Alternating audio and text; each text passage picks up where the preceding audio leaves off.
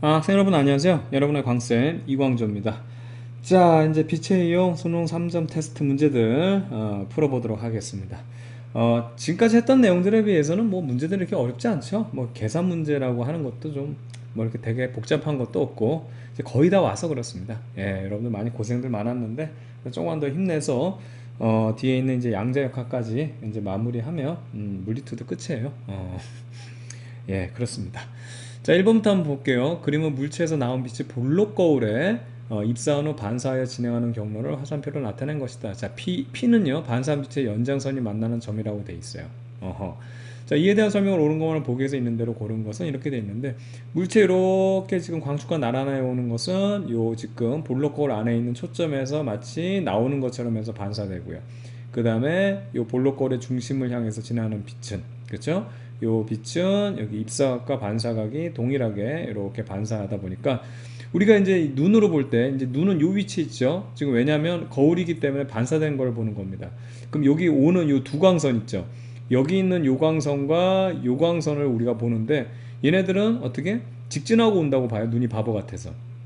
그럼 그걸 연장하면 요 P점에서 요 물체가 이렇게 있는 걸로 보이게 되는 거죠. 되겠죠? 예, 그렇습니다. 자, 그러면 요거에 대한 설명 한번 찾아볼게요. 피해 상이 생긴다? 그렇습니다. 그쵸? 그 다음에 니은 광축에 나란하게 입사한 빛은 반사하여 초점을 지난다라고 되어 있는데 지금 여기서 보게 되면 광축에 나란하게 입사한 빛은 반사해서 초점을 지나는 게 아니고 초점 반대편 초점에서 나오는 것처럼 이렇게 광선이 지나가죠. 초점을 이렇게 뚫고 들어가질 못합니다. 그렇죠? 그래서 이제 초점을 지난다고 했으니까 이게 틀린 거예요. 그래서 어떻게 해야 되냐면 결과적으로 그렇죠. 초점에서 나온 것처럼 그렇게 진행한다. 이렇게 얘기해야 되는 겁니다. 그래서 이게 지난다라고 해서 틀린 거고요. 초점을 향해 입상한 빛은 반사원 후 광축에 나란하게 진행한다라고 되어 있는데 이건 직접 그려보죠. 여기서 쉽게 말하면 초점을 향해서 진행하려면 이런 식으로 진행이 해야 돼요. 자, 다시 초점을 향해서 가려면 이런 식으로 진행을 해야 됩니다. 그렇죠? 그런데 지금 이 녀석이 결과적으로 여기 상이 만들어졌다는 얘기는 여기에 빛들이 모인 거거든요. 그럼 빛을 모이기 위해서 이렇게 가던 애가 어떻게 된다? 이렇게 직진을 해야지. 그렇죠? 그래서 광축과 나란하게 이렇게 진행을 해야지만 이 P점에 만나는 거기 때문에 초점을 향해 입사한 빛은 반사한 후에 광축에 나란하게 진행한다. 이게 맞는 거죠. 즉 쉽게 말하면 정확하게 말하면 이렇게 들어온 게 어떻게 되냐면 이렇게 반사가 되겠죠. 그러니까 마치 우리가 볼 때는 이 빛이 여기 이쪽에서 이제 오는 것처럼 이렇게 볼 겁니다. 그래서 이런 식으로 모아주는 하여튼 빛들을 모아주면 되는 거기 때문에 그 해당하는 정보들이 모아져야지만 거기에 대한 상이 정확하게 나온다. 그래서 만약에 100개에 대한 정보가 모여져서 이런 사람 모양이 됐는데 여기서 30개만 나왔다고 해봐요. 그럼 상이 흐려지는 거라고. 상이 흐려지는 거야. 이렇게 되는 거죠. 그 다음 아예 없다 그러면 아예 없는 거고. 이렇게 되는 거죠. 그래서 얘네들이 빛들이 다 모아져야 되는 겁니다. 모아져서 거기서 상이 만들어져야 되는 거죠. 이상하잖아, 이거. 뭔가 좀 부족하잖아. 현실에서는 이런 게 일어나지 않죠. 없으면 아예 없는 거고, 상이 절반만 나오거나, 뭐 흐려지게 나오거나, 이런 거는 우리 눈에서는 작용하지 않습니다. 자, 그 다음에 2번 문제 볼게요. 자, 그림 가나는 광학기구 AB에 의해 인형의 상이 생긴 건 나타낸 것이다. 가나 모두 상이 인형보다 작다라고 되어 있어요. 똑바로 서 있죠. 똑바로 서 있죠. 그래서 정립 어떻게 되는 겁니다. 이게 축소된 정립 허상이 나오는 거기 때문에 대표적으로 얘가 뭐냐면 볼록 거울이에요. 볼록 거울. 볼록 거울. 그렇다면 이거 렌즈는 이거에 정반대인 뭐죠? 이게 모양이 정반대는 얘기예요. 얘랑 같이 빛을 퍼뜨려주는 뭐 그렇죠, 여러분들 오목 렌즈가 돼야 되겠죠. 그래서 오목 렌즈가 돼야 된다. 볼록 거울 하나만 우리가 그려보게 되면 이런 식으로 해서 볼록 거울은 여러분 뭐 생각하라고 그랬어요? 자동차의 사이드 미러. 항상 똑바른 상이 생겨야만 되고요. 그 다음에 원래 크기보다 작게 나오기 때문에 넓은 면적을 비춰준다. 그렇죠? 그런 겁니다. 그래서 이렇게 우리가 그려주게 되면 이렇게 들어온 빛은 어떻게 여기 있는 초점에서 나오는 것처럼 이렇게 반사가 되겠고요. 그 다음에 중앙으로 이렇게 들어온 것은 입사각과 반사각이 동일하게 그래서 이렇게 반사되다 보니까 아까 1번에서 했던 거랑 똑같은 것 같은데요. 이렇게 해서 이 부분에 상이 생겨서 항상 똑바르면서 어떻게 된다? 작은 상, 실제보다 물체보다 작은 상이 만들어진다. 이렇게 우리가 체크하면 되겠어요. 자, 가해상은 허상이다라고 되어 있는데 지금 여기 보면 연장선에서 만났죠? 빛의 연장선. 그래서 허상 맞는 내용 되겠고 A의 위치를 변화시켜도 도립상을 만들 수 있다라고 되어 있어요. 변화시켜서 도립상을 만들 수 있다라고 되어 있는데 없어요. 그렇죠? 볼록 거울은 항상 언제나 똑바르고요. 축소된 정립 허상입니다. 그렇죠? 얘네들이 좀 쉬운 애들이에요. 사이드 밀러 하나만 생각하면 얘는 그대로 그거랑 똑같은 특성을 가지고 있으니까 오목 렌즈는 그대로 가는 거죠. 자, 그래서 이거는 잘못됐고 B의 위치를 변화시켜 상해 배우를 1보다 크게 할 수 있다. 똑같은 얘기인데 항상 축소됐다 그랬죠. 그렇죠? 항상 축소됐어요. 그렇기 때문에 1보다 크게는 될 수가 없죠. 그렇죠? 항상 작습니다. 그래서 정답은 기억 이렇게 체크하면 되겠습니다. 자, 3번 문제입니다. 그린 가는 광축에 나란하게 입사한 빛이 구명 거울 AB에 반사한 후 나란하게 진행하는 것을 나타낸 것이다. 이렇게 해서 오목 거울에 한번 반사하고 볼록 거울을 통해서 이렇게 직진하게 나가네요. A는 중심 부분에 구멍이 뚫려 있어요. 그래서 뚫고 나갈 수 있게 만들어져 있고, 나는요 AB 중앙에 물체를 놓은 거예요. 여기 물체를 놨어요. 나타낸 것이다. 나에 대한 설명으로 옳은 것만을 보기 위해서 있는 대로 골라라 이렇게 되어 있는데요. 초점거리는 A가 B보다 크다라고 해서 초점거리는 선생님 뭐라 그랬어요? 무조건 거울의 크기라 그랬잖아요. B하고 A를 봤을 때 A가 훨씬 크죠. 거울이 여기서 그리면 이렇게 그려질 거고 얘는 이렇게 그려질 거니까 초점거리는 A가 큽니다. 이렇게 쉽게 찾으면 돼요. 그 다음에 A에 의한 물체해상. 자, 여기서 보면은 A에 의한 물체해상이 B에 있는 물체해상보다 크다라고 되어 있는데, 우선은 A의 초점거리라는 것은 분명히 초점거리 안쪽에 들어와 있죠. 그러니까 초점거리가 긴데, 그러니까 얘는 확대될 거예요. 그렇죠? 그래서 얘는 확대시킬 거고, B 같은 경우는 지금 볼록 거울이기 때문에 축소시킬 거 아니에요. 그래서 A에 의한 물체상이라는 건 어떻든 간에 볼록 거울이기 때문에 얘는 무조건 축소시킬 거고, B는 얘는 초점 안에 들어가니까 확대시킬 거니까 B가 더 크겠죠. 그렇죠? 그래서 A에 의한 물체상이 B에 의한 물체상보다 크다. 요게 이제 A가 커야 되죠. 요게 A니까 얘가 크다. 요거 맞는 내용 되겠고요. 그 다음에 A에 의한 물체상과 B에 의한 물체상 모두 정립상이다라고 되어 있는데, 우선 B는 확실히 지금 정립상이죠. 항상 볼록 거울이니까. 그런데 이제 A 같은 경우도 오목 거울이지만 초점 안에 있으니까 어떻게 되겠습니까? 확대시키겠죠. 얘도 확대시키기 때문에 모두 정립상이다. 맞는 내용입니다. 그렇죠? 이렇게 간단하게. 그러니까 조금 여러분들이 연습되면 이렇게 문제들을 쉽게 풀 수 있어요. 그래서 정답은 기억, 니은, 디귿 이렇게 체크하면 되겠고요. 자, 그 다음에 4번 볼게요. 그린 가와 같이 볼록 렌즈를 이제 X는 제로에다가 고정하고 물체 위치를 변화시키면서 상의 위치를 측정해왔다. 자, 그림 나는 상 AB가 생길 때 물체와 상의 위치를 나타낸 것이다. 이렇게 되어 있습니다. 우선은 주어진 거 보면 물체 위치가 20일 때요. 여기 물체가 이렇게 20이 있을 때, 그 다음에 이제 상의 위치가 마이너스 20이래거든요. 그럼 상의 둘 중에 하나죠. 마이너스 20에 이렇게 생기거나 이렇게 생기거나, 크기는 모르겠지만 어떻든 이거 아니면 이거예요. 그럼 뭐 이게 볼록 렌즈이기 때문에 한번 보세요. 여기서 이렇게 진행하는 빛은 어떻게 된다? 초점을 지나서 이렇게 꺾이게 되기 때문에 얘는 아니란 얘기예요. 얘는 아니란 얘기예요. 그쵸? 그 다음에 이렇게 지나가서 이렇게 지나가는, 여기 중심을 지나서 지나가는 빛은 이렇게 만난다. 그래서 결과적으로 요거랑 거리가 똑같기 때문에 얘는 이제 뒤집어지긴 했지만 결과적으로 크기는 똑같다. 똑같은 상이 만들어진다는 우리가 볼록 렌즈의 특징을 통해서 알 수 있는 거고, 이제 이런 걸 작도해봐야 아는 겁니다. 이거는. 그렇죠? 그러면 이 상황에서 지금 이 초점이 어딘지 우리가 한번 구해볼 수 있는데, 이게 뭐 초점이 10이겠네요. 지금 이 상황에서 이제 그린 것만 봐도 한번 해볼게요. 우선은 요걸 통해서 우리가 할 수 있는데, 기본적으로 A분의 1 플러스 B분의 1 한 것이 F분의 1이죠. 요때 물체 위치가 20이라고 돼 있으면, 자, 여기다 쓰겠습니다. 20분의 1이 되고 플러스 B분의 1인데 요거 허상이에요, 실상이에요? 실상이잖아요. 그쵸? 그래서 요게 마이너스 20이라고 했는 건 이건 위치 얘기하는 거고, 요걸 마이너스 20을 대입하면 안 됩니다. 마이너스 20 대입하면 안 돼요. 이거 뭐 말도 안 되잖아, 이게. 말도 안 되는 거기 때문에 기본적으로 마이너스 20에 있는 것의 상위 위치에 있는데 그 녀석이 실상이에요. 그쵸? 그럼 렌즈에서 상까지 거리는 얼마? 그냥 20이죠. 되겠죠? 그 녀석이 F분의 1이 돼야 되기 때문에 F는 얼마? 20분의 2 되니까는 10분의 1. 그래서 F는 10이 된다는 거 바로 체크가 우리가 구할 수 있는 겁니다. 되겠죠? 그런데 이제 A는 실상에 보니까 A가 X 위치에 있을 때 어느 위치인지 모르겠는데 상의 위치가 15래요. 자, 상의 위치가 여기다 그릴게요. 15 위치에 상의 위치가 있다고 돼 있어요. 되겠습니까? 자, 그럼 이 X 위치가 어떻게 되어 있냐 봐야 되는데, 기본적으로 상위 위치가 15가 되려면 물체가 어떻든 간에 여기 있잖아요. X는 어떻든 양의 방향이니까. 그럼 원래 이렇게 했을 때 대칭돼서 이쪽에 있어야 되는데 안쪽에 생기려면 얘가 어떻게 되냐면 허상이 생겨야 되겠죠. 그래서 예를 들어서 x가 여기 있을 때, 자 만약에 x라는 게 이렇게 있을 때 그림을 여러 개 그러니까 헷갈리는데, 자 x가 이렇게 있을 때 요 광선이 이렇게 똑같이 지나가죠. 이렇게 이건 똑같이 지나가는데, 여기서 나오는 빛이 이렇게 가야 되는데, 이 녀석이 지금 이쪽 방향에 상이 생기기 위해서는 어떻게 되냐면 얘가 여기 가까이 있어야 되는 거예요. 가까이 있어서 여기서 나온 빛이 이렇게 벌어져야 되는 거죠. 그래서 요 광선과 요 지금 광선의 연장선이 요 부분에 상이 생겼다라고 하는 거예요. 요 부분에 상이 생긴 게 얼마냐면 그게 15라는 위치가 주어진 거고요. 그리고 얘는 분명히 연장선이 만났기 때문에 허상입니다. 그래서 대입을 할 때는 마이너스를 대입하면 되는 거죠. 됐죠? 자, 그럼 똑같아요. 자, x분의 1, 여기 있는 물체의 위치, 렌즈에서 위치 x분의 1, 그 다음에 상이 생긴 거는 15인데 허상이기 때문에 자 플러스 해주고 마이너스 15분의 1이 돼야 돼요. 그러니까 그냥 마이너스 15로 하면 되죠. 근데 이제 초점거리는 10이라는 걸 알고 있죠. 됐죠?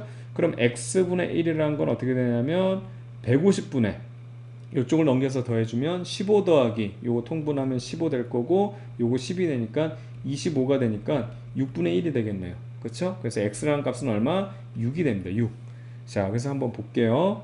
자, A는 실상이다. 허상이 됐죠. 허상. 예, 여기 허상이 돼야 된다. 그 다음에 X라는 것은 6cm가 돼야 됩니다. 6cm. 그래서 이거 잘못됐고요. 그럼 답은 D급만 답이 될 텐데, B의 크기를 물어봤어요. 크기는 물체의 크기와 같다. 같은 거리에 있기 때문에 어떻게 볼록 렌즈에서 같은 거리에 있는 것은 뒤집어지지만 같은 크기의 상이 생긴다. 맞는 내용.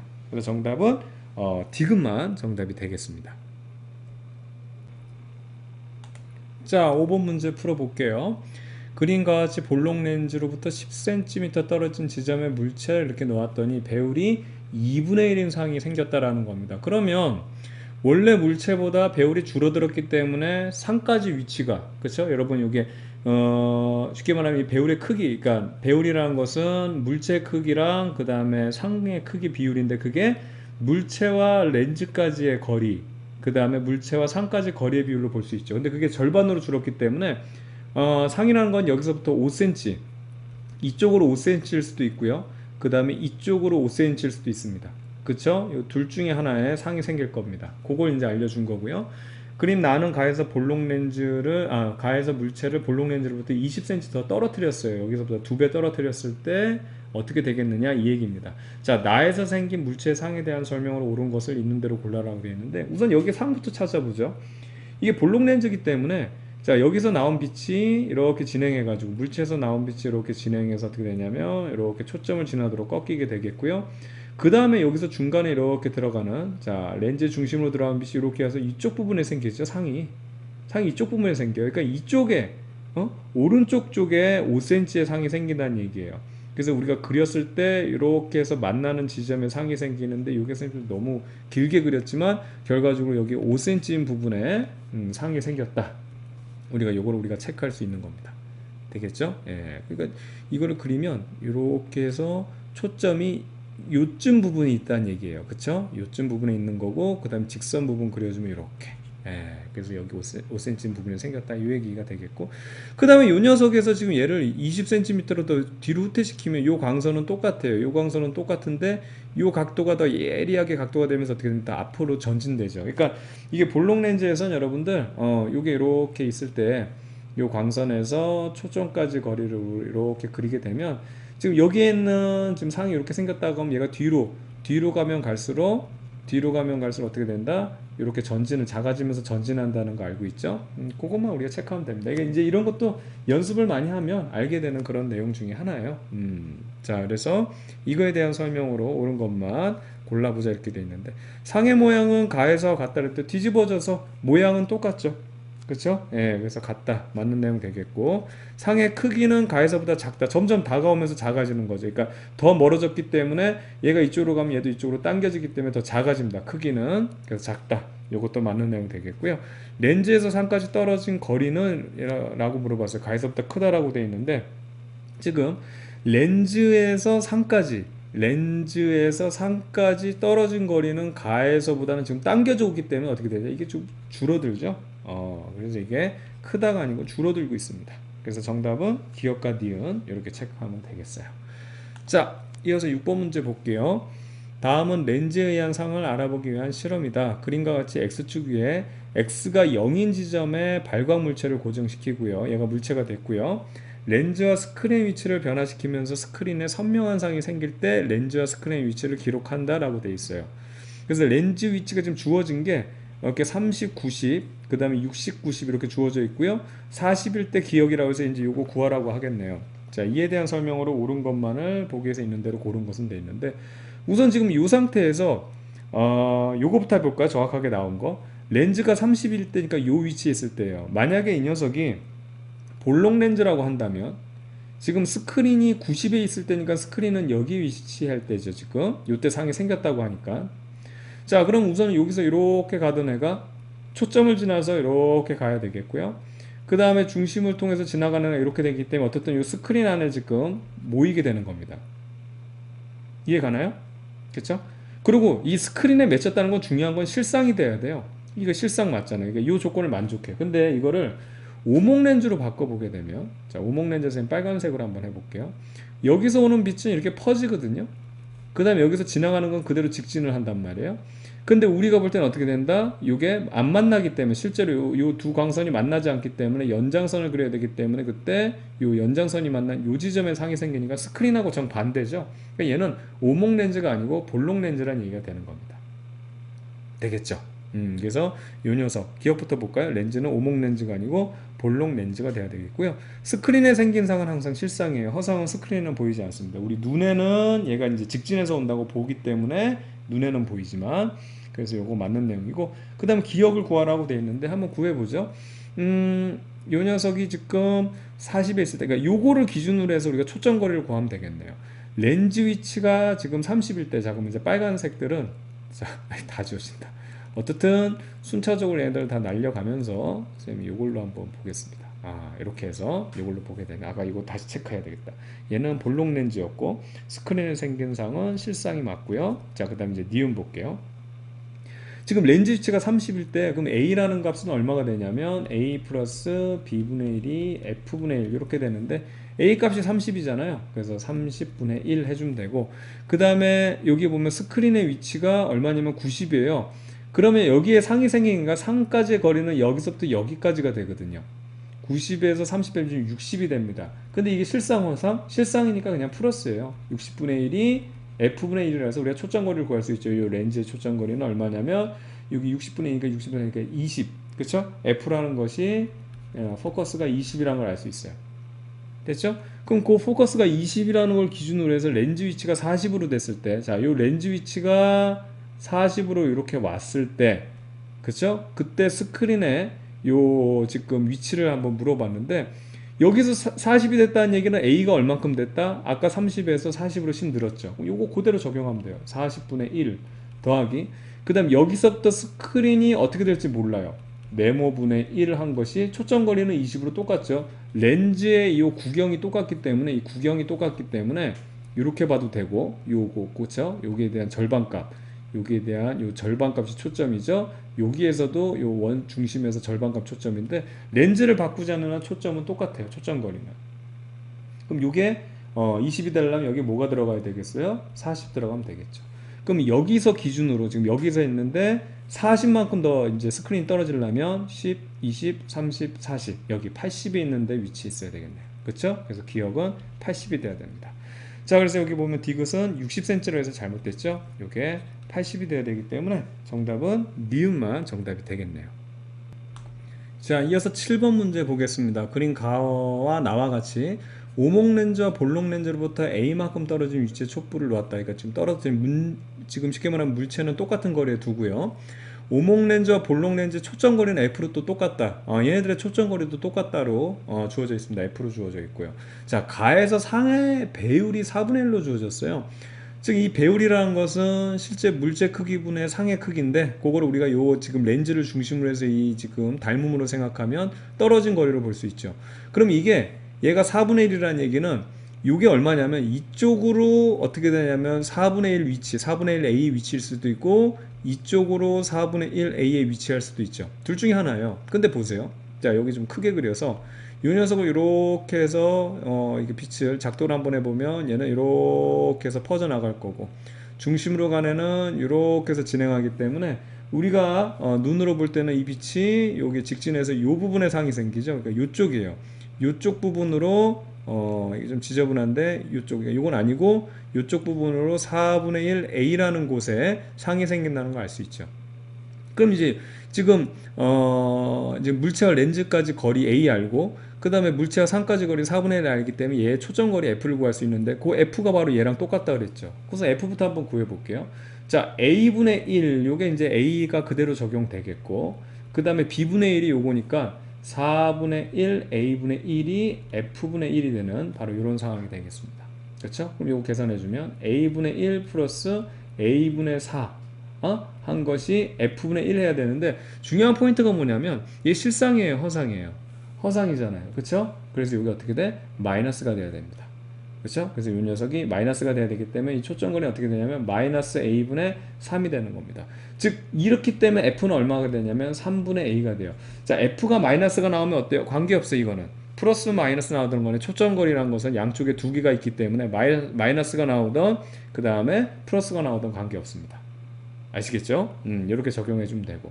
자, 그럼 이 녀석의 초점거리 역시 3분의 1이라는 걸 알고 있을 때, 자, 이제 요거 한번 볼게요. 요 녀석은 지금 이렇게 진행하고 있죠.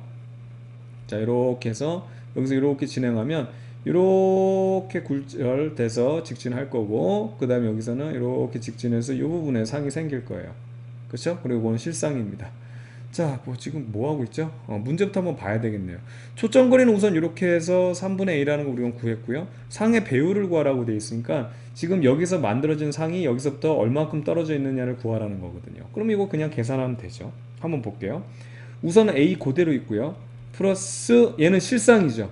광선들이 만나기 때문에 그냥 플러스 해주고 여기 얼마가 되냐면 B라는 겁니다. 우리가 구할 거 B 분의 1 한 것이 3분의 A니까 A분의 3으로 역수로 바로 취해줄게요. 그럼 이 B분의 1이라는 게 얼마 값을 가지면 되냐면 A분의 2가 되면 되죠. 따라서 B라는 것은 어떻게 됩니까? B라는 것은 2분의 2가 됩니다. 즉 선생님이 좀 이상하게 그렸긴 했는데 좀 다시 잘 그려야 되겠다. 요걸 좀 너무 이상하게 그렸어. 그래서 이게 사실 이게 초점 거리를 제대로 안 그려서 그런 거거든요. 이렇게 해서 3분의 초점 거리 A가 3분의 A니까 요게 3배 정도 중에 하나 요쯤이거든요. 그러니까 여기서 이렇게 꺾어줘야 되는 거예요.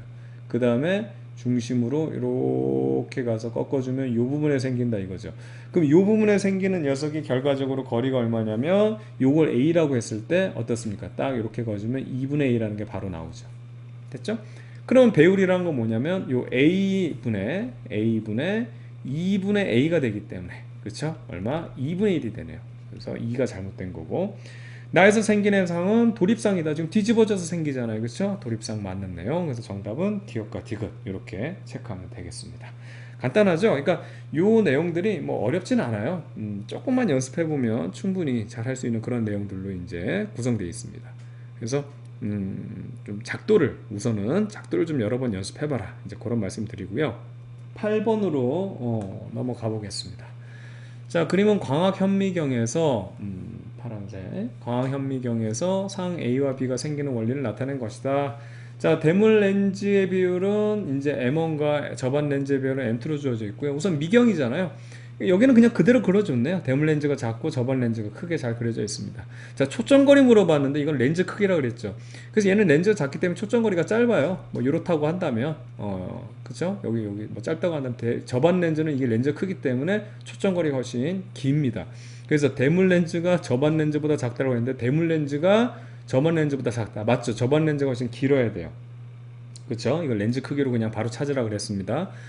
자, A와 대물 렌즈 사이의 거리는 이거 맞는 내용이고 A와 대물 렌즈 사이의 거리 A와 대물 렌즈 사이의 거리는 대물 렌즈 초점 거리보다 어떻게 된다? 더 멀어져 있죠. 얘는 초점이 짧기 때문에 초점 밖에 있어야 됩니다. 그렇죠? 그리고 이 저반 렌즈 안쪽에는 초점 안쪽으로 들어와야지만 얘가 확대된 상이 나올 거고요. 그래서 A와 대물 렌즈 사이의 거리는 대물 렌즈의 초점 거리보다 작다. 대물 렌즈의 초점 거리보다 커야 됩니다. 더 바깥으로 나가기 때문에 작다가 틀렸고요. 그 다음에 이 배율 물어보는데 배율은 뭐예요? 결과적으로 이게 잘못된 이 자체가 우선 뭐예요? 물체를 기준으로 해서 물체보다 상이 얼만큼, 요게 상이 b잖아요. 얼만큼 커졌냐인데 이 두 개에 대한 배열을 곱해주면 된다 그랬죠. m1 곱하기 m2 이렇게 해주면 되는 건데 문제는 여기 뒤집어져 있어요. 여기 뒤집어져 있기 때문에 잘못됐습니다. 이렇게 물체 크기분의 b의 크기가 m1 곱하기 m2 이렇게 하면 맞는 건데 여기 뒤집어져 있기 때문에 이건 잘못됐다. 그래서 정답은 기억만 정답이 되겠습니다. 자, 이어서 9번입니다. 자, 그림은 대물 렌즈와 저반 렌즈로 이루어진 원경이를 이제 나타낸 겁니다. 자, A, B는 각각 대물 렌즈와 저반 렌즈에 의해 생긴 상이다 해가지고 얘도 그냥 결과적으로 대물 렌즈가 더 크다는 거 망원경을 선생님이 기준으로 잡으라 그랬죠. 그 저반 렌즈 작다는 거 나왔습니다. 뭐 그림이 잘 아주 주어져 있기 때문에 문제 한번 볼게요. A는 실상이고 B는 허상이라고 되어 있는데 A 한번 볼게요. 그냥 요 광선들이 직접 만나서 지금 만들어지죠. 그래서 실상 맞고요. B는요, 여기 눈이 여기 있을 때 얘가 직진해 오는 것처럼 본다 해가지고 요거 연장선을 그려서 만나는 부분에서 상이 생긴다. 그래서 요거는 허상입니다. 맞는 내용. 그렇죠? 그래서 기억 맞고요. 초점거리 또 물어보네요. 렌즈 크기 물어보는 거예요. 대물 렌즈가 크고 저반 렌즈가 작죠. 해적 망원경 생각하라 그랬어요. 그러니까 초점거리는 얘가 큽니다. 대물 렌즈가. 대물 렌즈가 저반 렌즈보다 크다. 예, 이거 맞는 내용 되겠고요.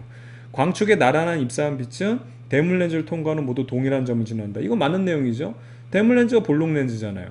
광측의 이게 쉽게 말하면 이렇게 광측에 이렇게 나란하게 입사한 빛은 이 볼록 렌즈를 통과한 후에 동일한 점을 지나는데 그 동일한 점이 뭐예요? 그게 초점이잖아요. 초점. 그렇죠? 그래서 동일한 점, 이게 이제 포커스를 얘기하는 겁니다. 초점을 말하는 거라서 맞는 내용. 그래서 정답은 기억, 니은, 디귿. 너무 쉽죠? 예, 좋습니다. 이런 식으로 간단하게, 그러니까 개념을 알면 문제들을 쉽게 풀 수 있어요. 자, 10번 볼게요. 이제는 뭐 광학기기 넘어갔네요. 편광된 전자기파가 진공해서 전기장과 자기장의 진동에 의해서, 그죠? 이 필드와 B 필드의 진동에 의해서 진행하는 것을 나타낸 것이다. A는 자기장이 인접한 두 마루 사이의 간격이다 라고 됐으니까 이게 파장이 되겠네요. A가. 자, 그럼 한번 볼게요. 전자기파의 진동수는 이렇게 주어졌다라고 되어 있는데 결과적으로 빛의 속도, 광속은 C로 주어졌으니까 파장 곱하기 진동수죠. 그쵸? 바로 이 내용인데 지금 파장이라는 게 A로 주어졌잖아요. 여기서 이제 파장이라는 게 A로 주어졌기 때문에 진동수를 물어봤습니다. 그럼 F는 어떻게 되냐면 어떻게 파장이 A로 주어졌으니까 C를 A로 나눠주면 되는 거죠. 그래서 요거 맞는 내용 되겠고요. 전자기파의 진행 방향 플러스 지방향이다. 자, 전자기파는 요거 아니면은요. 요거 둘 중에 하나인데요. 요건 선생님이 이론에서 설명 안 드렸어요. 이게 왜 그러냐면 벡터곱이라는 거를 이제 하면 되거든요. 이건 그냥 여러분 여기서 알아두세요. 우리가 벡터곱은 우리 교육과정에 대해서는 아니니까 배우는 내용은 아니니까 항상 이 필드, 그죠? 이 필드 곱하기 그 다음에 B 필드 했을 때 이때 나오는 이제 방향을 어떻게 하냐면 이 필드를 기준으로 해가지고 오른손으로 돌려주면 돼요. B 필드 만날 때까지. 지금 무슨 얘기냐면 지금 여기 보면은 요렇게 자기장이죠. 빨간색이 자기장이고요. 전기장을 선생님이 파란색으로 그릴게요. 전기장은 이렇게 그렸어요. 그럼 이게 E 필드가 되고 이게 빨간색이 B 필드가 됩니다. 그럼 어떻게 하냐면 오른손으로 항상 E 필드를 기준으로 해서 B 필드로 이렇게 돌려보세요. 똑같아요. 오른손으로. 그러니까 B 필드에서 E 필드를 돌려버리면은 이쪽 방향이 나와요. 엄지가 이쪽을 가리켜요. 근데 그게 아니라 항상 E가 먼저입니다. 이 필드에서 B 필드로 돌려주게 되면 어떻게 되냐면 오른손 엄지가 이쪽을 가리켜요. 그래서 플러스 G 방향이 맞아요. 전기장의 방향은 항상 이렇게 찾는 겁니다. 이 방향을 먼저 잡고 E에서 B로 가는 거예요. E에서 B. 아시겠죠? E에서 B로 가면 된다. 뭐 EBS 뭐 이런 식으로 뭐 외워도 좋고 이거는 뭐 우리가 벡터 곱을 우리가 공부하지 않았기 때문에 벡터라는 것은 우리가 그 곱을 했을 때 양도 중요하지만 더 중요한 게 뭐예요? 방향이었잖아요. 방향. 그렇죠? 방향. 그래서 이 방향까지도 알고 있어야 되는데 그게 오른손으로 다 하면 돼요.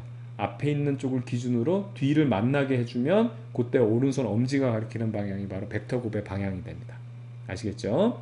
그래서 EB 이렇게 잡아주면 되겠고 전기장의 크기가 최대일 때 자기장 역시 최대가 돼야 되죠. 서로를 매질로 삼기 때문에 최대일 때 최대 그 다음에 이런 데 보면 최소일 때 최소 얘도 최소 이렇게 되는 겁니다.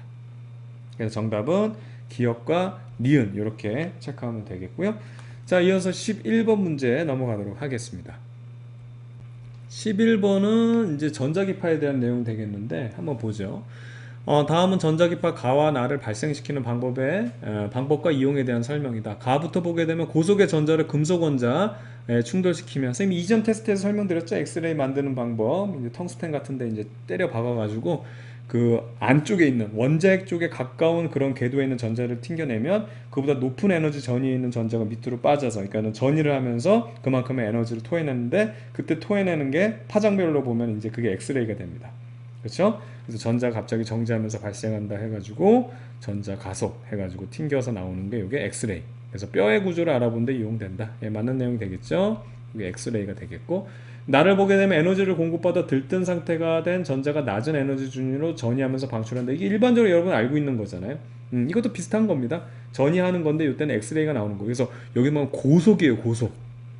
아주 여기 핵에 가까운 애를 이게 띄어내기가 얼마나 힘들겠어. 바깥쪽에 있는 애는 에너지 조금만 넣어도 이제 프리 일렉트론이 될 수 있지만, 이 안쪽에 있는 거는 이 쉽게 말하면 여기 있는 그 에너지 준위를 다 이만큼 에너지를 다 가져간 다음에 이제 나가야 되는데, 그거를 띄어내기 위해서는 엄청난 에너지를 여기다가 때려 박는 거죠. 그렇죠? 그런 거고. 자, 비접촉식 온도계 열화상 카메라니까 이게 적외선이잖아요, 적외선. 그래서 이 녀석은 우리가 알고 있겠지만 뭡니까, 여러분들? 적외선이 이게 파생 계열이에요, 파생 계열. 여기 파생 계열 이렇게 살펴보면 되는 거죠. 자, 그래서 이 녀석은 이제 NE2에서 NE1인 상태로 전이하는 그런 가장 뭐 가지가 그 영역 중에서, 우리가 배운 영역 중에서는 뭐 에너지가 제일 작은 그런 상태가 되겠습니다. 볼게요, 문제. 진공에서 파장은 가가 나보다 작다는데 맞는 내용이죠.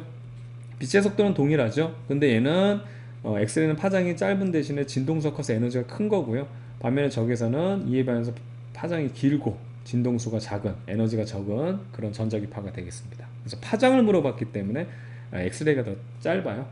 엑스레이가 더 짧죠. 그래서 이거 맞는 내용 되겠고, 그 다음에 기억은 이제 엑스레이 말하는 거죠. 뼈를 잘 투과하는 성질을 이용한다. 이건 아니지. 뼈는 잘 통과하지 못하지. 아니, 뼈까지 다 통과하면 아무것도 안 나와야지. 무슨 사람 다 통과하면 뭐 아무것도 없지 뭐. 그러니까는 일반적인 조직은 통과하더라도 뼈 같은 건 통과를 못하기 때문에, 그럼 뼈 통과 못한 부분은 허옇게 나오는 거고. 되겠죠? 그런 겁니다. 그래서 요거는 뼈를 잘 투과 못합니다, 엑스레이는. 자, 그 다음에 나의 진동수는 가시광선의 진동수보다 어떻게 된다? 작다라고 되어 있는데 맞는 내용이죠?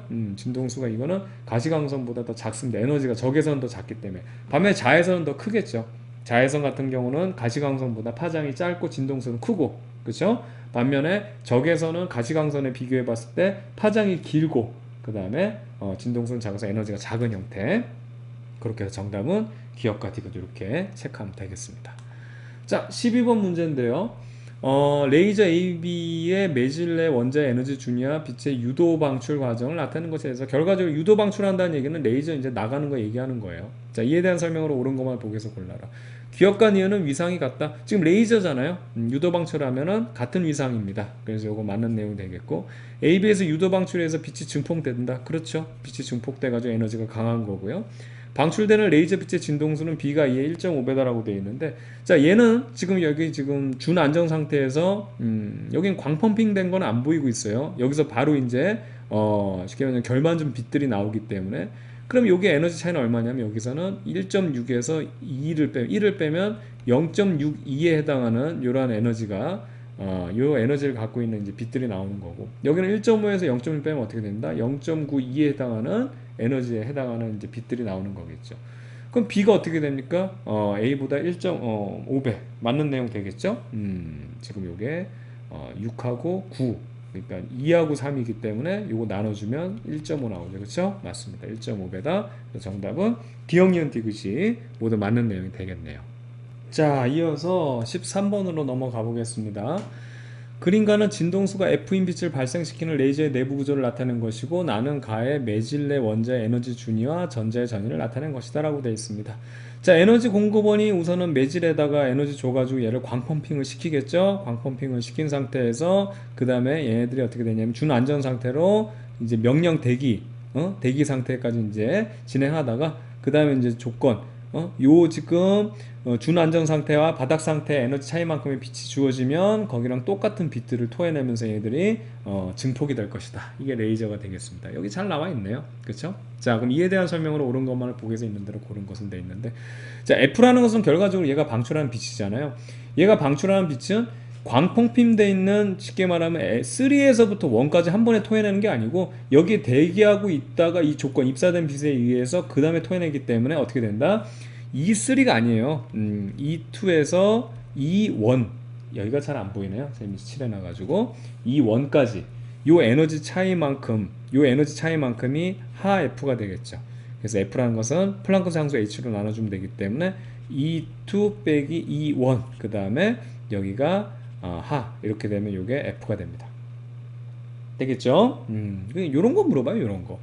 그래서 이거 틀렸고, 에너지 공급원은 광펑핑이기 때문에 E3까지 우선은 전이를 시키죠. 매질내 전자 에너지 준위를 E2에서 E1만큼 증가시키는 게 아니고 E3까지. 그래서 어떻게 되냐면 E3에서 E1. E1은 출발점이니까 여기서 시작했으니까 요 차이만큼, 요만큼 에너지를 넣어가지고 얘가 펌핑한다, 그 얘기입니다. 그래서 여기가 2가 아니고 3가 돼야 되겠죠. 그렇죠? 요런 식이에요. 요런 식. 자, 디귿이 정답이겠네요. 다 틀렸으니까. 레이저의 빛이 방출될 때 E2에 있는 전자가 E1 상태에 있는 전자보다 많다. 얘네들이 많아야 되죠. 그래야지만 얘네들이 계속 보강이 돼가지고 증폭이 될 거니까요. 그래서 이걸 우리가 밀도 반전이라고 그랬죠. 밀도 반전 상태를 만들어서 명령을 대기하게 만들어 놓는 거예요. 얘 혼자 방출할 거면 뭐해? 이게 무슨 레이저야. 그냥 똑같이 하나만 나오는데 얘랑 얘 두 개만 딸랑 나오는 게 무슨 레이저야 이게. 그렇죠? 바로 그런 겁니다. 정답은 디귿, 이렇게 체크하면 되겠고요. 자, 이어서 14번 볼게요. 그림과는 레이저 A, B의 매질 내 원자의 에너지 준위와 전자의 전위를 나타낸 것이다. 그림 나는 A에서 방출된 빛을 이중 슬릿에 비출 때 레이저도 빛이기 때문에 결과적으로 회절되다가 보면 간섭이 될 거고, 그래서 이렇게 간섭 무늬가 나올 것이다, 이 얘기입니다. 자, 스크린에 이거 선생님이 그 실험 영상 보여줬죠? 여기서 이렇게 레이저 빛이 오더라 하더라도, 자, 여기서 레이저 빛이 이렇게 오더라 하더라도 얘네들이 파동처럼 이렇게 회절되면서 나가면서 얘들이 간섭이 되는 그런 것들 우리가 선생님이 머리카락 실험을 통해서 나타냈었어요. 그렇죠? 좋습니다. 자, 그러면 그게 레이저로 한 실험이었어요. 레이저로. 자, 스크린의 P점의 무늬의 중심 5로부터 두 번째 어두운 무늬가 생긴 것을 나타냈다. 자, 중심 5로부터요. 두 번째 어두운 무늬라고 했으니까 뭐예요? 홀수니까 3이죠. 3이 왔다는 얘기예요. 자, 그럼 여기 기준 0 잡고 첫 번째 어두운 무늬가 1, 그 다음에 첫 번째 밝은 무늬가 2, 그 다음에 두 번째 어두운 무늬가 얼마가 되는 거예요? 이게 3, 그 다음에 두 번째 밝은 무늬가 4, 그 다음 어두운 무늬가 또 이제 5, 뭐 이런 식으로 나가는 거죠. 여기도 대칭해서 그리면 되는 거고. 됐죠? 바로 이런 겁니다. 한번 문제 풀어볼게요. A, B에서 유도 방출해서 빛이 증폭된다. 둘 다 레이저니까 맞죠? 방출하는 빛의 파장은 A가 B 1.5라고 했는데 여기서는 얼만큼 에너지를 토해내냐면 1.9에서 이만큼 빼면 얘는 0.92에 해당하는 에너지를 가지고 이제 이게 발사가 되는 거고, 얘네들을 차이를 보게 되면 1.8에서 1.2니까 0.62 에너지에 해당하는 그런 겁니다. 그러니까 에너지만 봤을 때는 어떻게 되냐면, 자, 진동수 에너지는 항상 여러분은 이제 잘 알겠지만 이 에너지라는 것은 항상 하 F 진동수에만 비례하잖아요, 빛이. 자, 그러면 여기서 보게 되면 이게 사실 이제 광전 효과에서 이제 다룬 내용인데 뭐 이렇게 해도 돼요. 이제 얘들 막 섞어서 해도 됩니다. 자, 요 상황에서 보게 되면 이 진동수 FA하고 FB라는 진동수의 비가 얼마가 되냐면 3대 2가 되거든요. 그럼 거꾸로 이제 파장 B는 A 대 파장 B는 어떻게 돼요? 2대 3이 되죠. 그래서 파장 B를 구한다고 한다면 지금 B가 더 파장이 길잖아요. 1.5배 A보다. 그래서 A가 B의 1.5배가 아니고 B가 A의 1.5배죠. 그래서 잘못된 거고. 자, 나에서 레이저만 B로 바꿔 실험하면 P에서 보강 간섭이 일어난다고 되어 있는데 우선은 파장이 B가 더 크죠. 그럼 우선 요 지금 3이라는 것에 들어갈 애가, 자 보세요. 여기 있는 애들이 이렇게 채워질까요? 아니면 위에 있는 애들이 다시 이제 간격이 좁아지면서 들어올까요? 우선 이거부터 파악해야 되죠. 파장이 길어지기 때문에 해절이 잘 되기 때문에 밑에 있는 애가 이렇게 들어갈 겁니다. 그러니까 2가 1로 들어가느냐, 2가 들어가느냐, 1이 들어가느냐 이거예요. 2가 들어가면 이제 보강 간섭 될 거고 1이 들어가면 상쇄 간섭 될 거고. 그래서 이거 하는 법은 우선 요 파장을 기준으로 잡아서 여기 2에 해당하는 걸 1로 놓을게요. 1 파장에 해당하는 것을, 그러니까 이걸 어떻게 넣겠냐면 얘 파장을 1로 놓게 되면 B 파장 어떻게 돼? 1.5 파장이 되는 거죠. 1.5배 길기 때문에. 그럼 지금 현재 1, 요 A에 대한 거 1파장에 해당하는 것에 뭐 지금 3의 위치에 3이 들어가 있어요. 이 얘기거든요. 근데 이 녀석을 1.5 파장으로 바꿔주게 되면 3의 위치에 누가 들어갈까요? 라고 하면 2가 들어간다 이 얘기죠. 그래서 2가 이쪽으로 채워 들어가기 때문에 2는 보강간섭이죠. 그래서 P에서 보강간섭이 일어난다. 요거 맞는 내용 되는 겁니다. 되겠죠? 좋습니다. 이렇게 해서 정답은 기역과 디귿 이렇게 체크하면 되겠고요. 15번 문제 넘어가 보도록 하겠습니다. 자, 평강 문제인데 그림은 레이저 빛이 평강판 ABC를 수직으로 통과해 진행하는 것을 나타내는 것이다. AC의 평강축의 방향 각각 G축, Y축에 나란하고 B의 평강판은 평강축의 방향은 Y축과 45도를 이룬다라고 되어 있으니까 현재 Y축을 우리가 이제 이렇게 잡았죠. 그러면 평강축 지금 판이 이렇게 지금 그릴 수 있고 여기서 이렇게 45도만큼 돌아가 있다 이 얘기입니다. 그쵸? 그럼 이에 대한 설명으로 옳은 것만 보기 위해서 골라라 라고 되어 있는데 자 우선은 A 각각 요거 A 지금 얘는 이게 G축이에요. 그 다음에 C는 이건 뭐야? Y축에 나란하고 Y축 나란하면 보세요. 여기서 통과해서 여기 일부 통과하겠죠? 여기 이렇게 평강된 거 이렇게 G축에 평강된 거 오더라도 여기 일부가 나오겠지만 지금 여기서 통과했다 하더라도 지금 요 녀석하고 요 녀석은 완전 수직이잖아요. 요 녀석하고 요 녀석은 수직이기 때문에 이미 여길 통과해도 얘까지 통과하게 되면 여기는 빛이 남아나지는 않습니다. 빛이 들어오지 않는 그런 상황이 되겠네요. 그렇죠? 자, P에서 빛은 평강되어 있다고 했는데 당연히 평강돼서 나오겠죠. 이 부분은. 그래서 기억은 맞는 내용이고 Q에서 전기장의 진동 방향은 Y 방향과 45도 방향이다. 맞죠? 지금 평강판은 항상 전기장의 진동 방향이에요. 그게 Y축 방향과 45도 이렇게 틀어져 있기 때문에 그거에 맞는 요런 진동, 물론 여기보다 이제 약해져서 요런 진동에 평강된 빛이 나오게 될 겁니다. 그래서 이것도 맞는 내용이고요. 그 다음 평강판 B만 제거하면 이제 요 녀석을 없애면 어떻게 된다? R에서 빛의 세기는 증가한다 그랬는데 여기는 다 통과하더라도 여기는 증가하겠지. Q는 증가하겠지. 얘를 없애면 요게 그대로 오기 때문에. 그런데 어떻게 되냐면 R에서라 그랬기 때문에 여기는 통과를 못해요. 온전히 여기서 다 그냥 평강을 이제 통과를 못하기 때문에 이해가죠? 증가가 아니고 아예 0이 돼버립니다. 그래서 이 지점이 어디냐 이런 것들 찾는 거 조금 이제 실수할 수 있으니까 조금 이렇게 딱 이게 야물게 이런 것들만 체크하면 뭐 평강 문제 어렵지 않게 우리 해결할 수 있습니다. 그래서 정답은 기역과 니은 이렇게 체크하면 되겠고요. 자, 이어서 16번 문제입니다. 다음은 평강을 이용해서 입체 영화를 보는 원리다. 그래서 입체 영화는 한 점을 나타내기 위해 스크린 두 점의 빛을 비추는데요. 스크린 P1, P2에서 반사한 빛은 입체 영화 안경 렌즈 A, B에서 각각 한쪽 눈에만 들어간다. 그러니까 얘네들이 같이 들어가는데 그 중에서도 한쪽은 예를 들어 이쪽 평강, 한쪽은 이쪽 평강으로 된 거에서 얘네들이 평강된 애들 중에서 따로따로 이걸 인식한다는 거예요. 그래서 원래는 같이 들어오면 걔가 이제 뭐 하나로 볼 수 있는 내용인데 따로따로 들어오면 이쪽 눈은 이제 뇌에서 합성하다 보니까 헷갈리는 거지. 그래서 이제 사기를 당하는 거예요, 뇌가. 원래 2D인데 그걸 3D로 얘가 막 합성을 해가지고 다른 정보라고 이렇게 하다 보니까 우리가 이제 이거를 입체로 보는, 입체로 인식하는 그런 상황이 이제 발생하는 거죠. 사람은 두 광선의 교점 P에서 나온 것으로 인식한다. 그렇죠? 다른 정보를 우리가 받아들이는 그게 요점에서 나오기 때문에 얘네들이 두 가지로 합성을 하다 보니까 얘가 입체로 보이게 되는 그런 겁니다. 되겠죠? 자, 한번 볼게요. 이에 대한 설명으로 옳은 것만을 보기에서 있는 대로 골라라. 빛이 종파이기 때문에 사용할 수 있는 방법이다. 횡파죠. 평광에 대한 가장 핵심은 빛이 횡파라는 증거라는 겁니다. 그 다음에 A와 B의 평광축의 방향은 서로 수직이다. 그렇습니다. 서로 수직을 해야 되죠. 그래서 니은 맞고요. P1과 P2에서 반사빛의 전기장의 진동 방향은 서로 나란히 아니고 이게 수직해야 되죠. 평광 이 안경 자체가 이제 평강 필터가 이제 수직이기 때문에 그래서 이것도 잘못됐네요. 그래서 정답은 니은만 체크하면 되겠습니다. 자, 17번이에요. 그림은 수면에서 반사한 반사광선 A가 이렇게 A가요.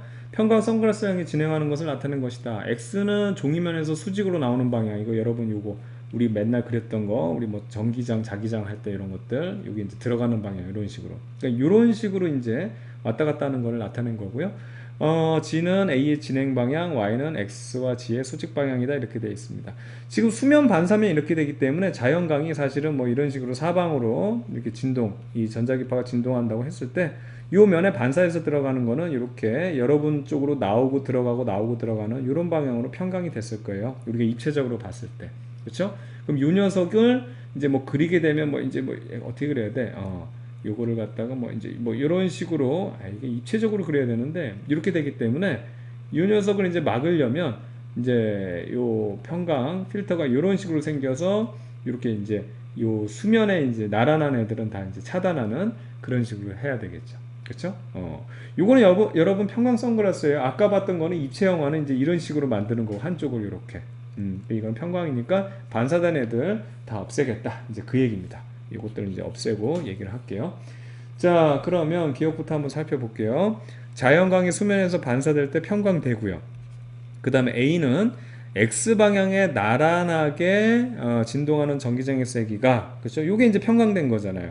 Y방향에 나란하게 진동하는 전기장의 세기보다 크다. 당연하죠. 이쪽으로 평광이 됐기 때문에. 이쪽으로 평광이 우세하잖아요. 그렇죠? 그래서 맞는 거 되겠고요. 평광 선글라스의 평광축은 X방향에 나란하다라고 되어 있는데 이 선글라스는 X방향에 나란한 게 아니고 수직이 돼야 되죠. 그렇죠? 수직이 돼야 되기 때문에 정답은 기역과 니은 이렇게 체크하면 되겠습니다. 자, 이어서 이제 18번 문제인데요. 그림은 프리즘에 입사한 빛이 진행하는 경로를 나타낸 것이다. 반사한 빛은 플러스 X방향으로 이렇게 들어와서 이렇게 반사돼서 진행하고 있고요. 플러스 G방향은 종이면에서 수직으로 나오는 방향이다 라고 되어 있습니다. 여러분 얼굴 쪽으로 나오고 있다는 얘기예요. 플러스 G방향은. 반사한 빛에 대한 설명으로 옳은 것만을 있는 데서 골라라 되는데 반사각을 물어봤는데요. 이렇게 들어왔죠. 그럼 요 면에 대해서 요 수직인 법선을 그리고요. 법선에서부터 요 각도가 바로 입사각입니다. 거기 60이 되겠죠. 그렇죠? 여기서부터 여기가 90이 돼야 되기 때문에 여기서부터 여기가 90이 돼야 되기 때문에 그럼 요거랑 똑같은 요게 반사각이 되는데 여기 60도가 되겠죠. 그래서 반사각은 30이 아니고 60이 돼야 되겠고요. Y축에 나란하게 진동하는 전기장이 자 Y축에 나란하게 진동하는 전기장이 G축에 나란하게 진동하는 전기장보다 세게 크다. 지금 요 면에 대해서 지금 이제 평광이 됐기 때문에 이게 G축 방향으로 이렇게 평광이 됐겠죠. 우리가 수면에 이제 평광되는 거랑 똑같아요. 그렇기 때문에 당연히 G축이 커야 됩니다. G축이. 그렇죠? 그래서 요거는 Y축이 더 크다 그랬기 때문에 잘못됐고요. 그러면 이제 디귿만 정답이 되겠는데 자기장의 방향이 플러스 Y 방향일 때 자, 이렇게 진행하고 있는데 자기장의 방향이 플러스 Y 방향으로 자기장을 선생님이 빨간색으로 한번 나타내 보도록 하겠습니다. 뭐가 하나 더 지워진 것 같은데? 아닌가?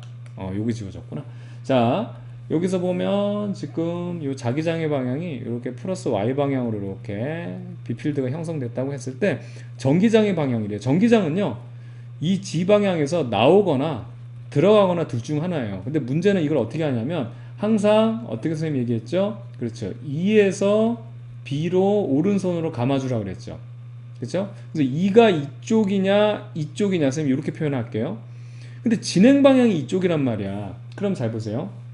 E에서 B로 접었을 때 오른손으로 접어주면 이렇게 접어주면 어떻게 되냐면 진행 방향 오른손 엄지가 이렇게 가리켜요.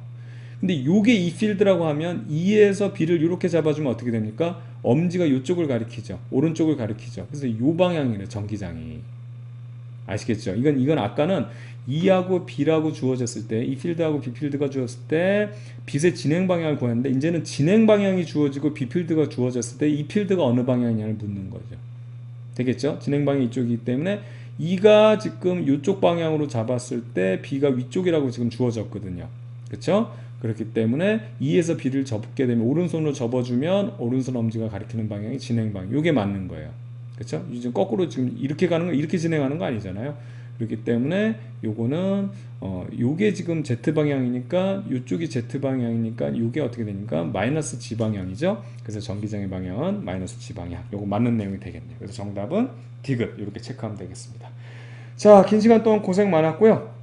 이렇게 해가지고 우리가 이제 빛의 이용에 대한 단원 마무리 짓도록 하겠습니다. 자, 뭐 고생 많았고 다음 시간에 또 여러분들 만나도록 할게요. 저는 여러분의 광쌤 이광조였습니다. 여러분들 수고 많았습니다.